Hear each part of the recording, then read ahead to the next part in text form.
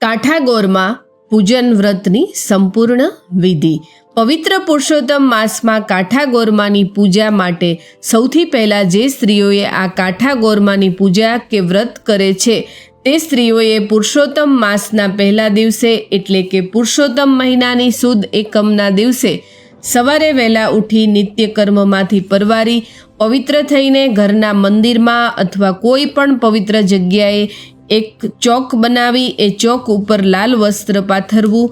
પછી તે સ્થાપનને ગંગાજળથી પવિત્ર કરી તેના ઉપર માં કાઠા ગોરની સ્થાપના કરવી. કાઠા ગોરમાને માં પાર્વતીનું સ્વરૂપ માનવામાં આવે છે.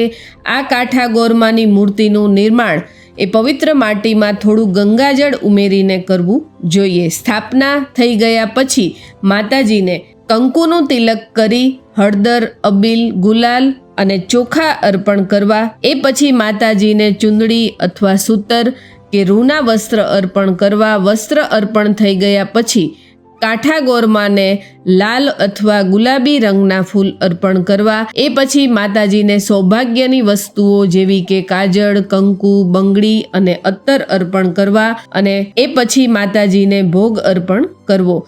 પ્રસાદમાં માતાજીને ગોળથી બનેલી મીઠાઈ, આખા ધાણા અને દૂધની મીઠાઈ અર્પણ કરવું. પૂજા અને ભોગ અર્પણ થઈ ગયા પછી માતાજીની સામે કાઠા ગોરમાની કથા વાર્તા સાંભળવી અથવા વાંચવી, ગોરમાના ગીત ગાવા અને છેલ્લે માતાજીની આરતી કરવી.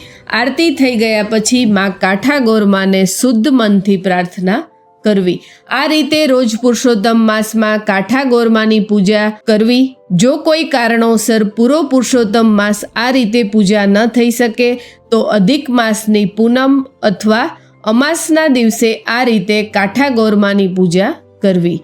આખો પુરુષોત્તમ માસ જે સ્ત્રીઓએ આ કાઠા ગોરમાની પૂજા કરી હોય અને પુરુષોત્તમ માસનું વ્રત કર્યું હોય તે સ્ત્રીઓએ એ પુરુષોત્તમ માસના છેલ્લા દિવસે 33 સુહાગણ સ્ત્રીઓને શૃંગારની વસ્તુઓ દાનમાં આપવી એ ખૂબ જ ફળદાયી માનવામાં આવે છે. કાઠા ગોરમાનું વ્રત પૂર્ણ થતાં માતાજીની મૂર્તિનું પવિત્ર જળમાં વિસર્જન કરવું અને છેલ્લે દિવસે દાન પુણ્ય જરૂર કરવું જોઈએ.